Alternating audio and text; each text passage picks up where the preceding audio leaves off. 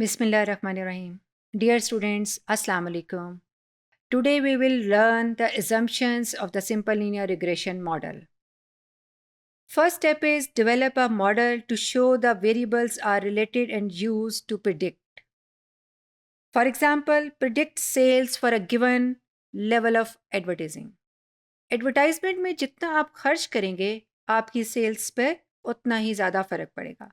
तो हमारा मॉडल क्या है कि हम प्रिडिक्ट करें सेल्स को on the basis of advertising. तो इसमें आपके पास जो डिपेंडेंट वेरिएबल होगा वो क्या होगा, जिसको हम प्रिडिक्ट करने जा रहे हैं, यानी कि सेल्स. तो इस वेरिएबल को हम क्या लेंगे, एक्स लेंगे. ठीक है जी. दूसरा वेरिएबल जो है वो इंडिपेंडेंट वेरिएबल है जो कि है एक्स वेरिएबल, और वो है एडवर्टाइजिंग एक्सपेंसेस. अब एजम्पशन जो है इस केस में हम कंसिडर करते हैं कि सेल्स के हवाले से हम क्या एजम्पशंस लेंगे और एडवर्टाइजिंग के हवाले से, यानी कि एक्स और वाई जो वेरिएबल्स हैं उसके हिसाब से. पहली बात तो आपको जो एक पता होनी चाहिए कि वो ये कि सिंपल लीनियर रिग्रेशन मॉडल जो है ये पैरामीट्रिक टेस्ट है, यानी कि रिग्रेशन जो है वो पैरामीट्रिक टेस्ट है. पैरामीट्रिक टेस्ट जब भी कोई होगा उसके लिए कुछ assumptions को फॉलो करना बहुत ज़रूरी है. अगर वो एग्जिस्ट करती हैं तो फिर आप उसमें पैरामीट्रिक टेस्ट यानी कि लीनियर रिग्रेशन अप्लाई कर सकते हैं. तो पहली assumption क्या है, homogeneity of variances, homoscedasticity. Homo means single value, यानी कि सेम वैल्यू. यानी किसकी सेम वैल्यू, वेरिएंसेस की.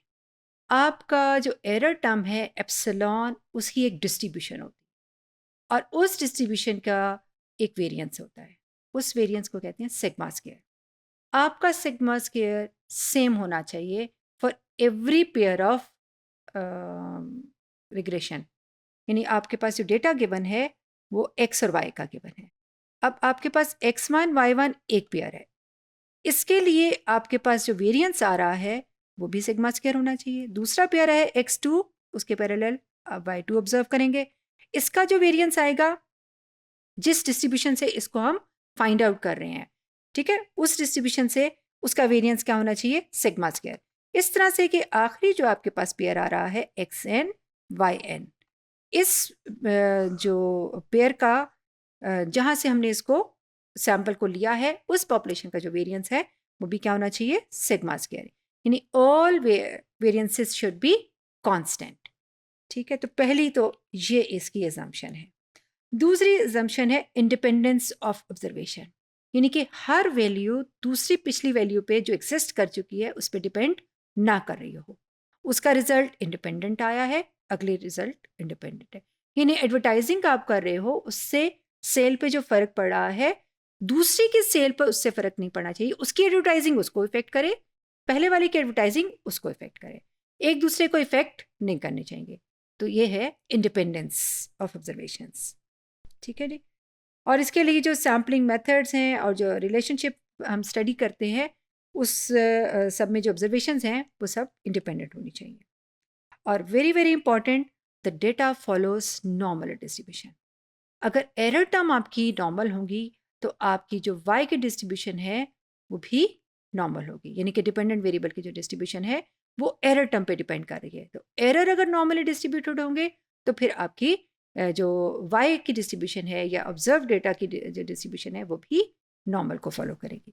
अगर वो नॉर्मल को फॉलो कर रही है और वेरिएंसेस भी सेम हैं और जो पेयर्स में आपके पास जो डेटा आ रहा है वो सब ऑब्जर्वेशंस इंडिपेंडेंट हैं, तो आपकी तीनों एजम्पशंस पूरी हो रही हैं. तो उसके साथ साथ एक और एजम्पशन है कि रिलेशनशिप जो इनमें एग्जिस्ट कर रहा है वो लीनियर होना चाहिए. तो अब आप इन चारों एजम्पशंस के बाद इस तरह के डेटा पे सिंपल लीनियर रिग्रेशन मॉडल जो है वो अप्लाई कर सकते हैं और इसका टेस्ट जो है वो लगा सकते हैं. ठीक है.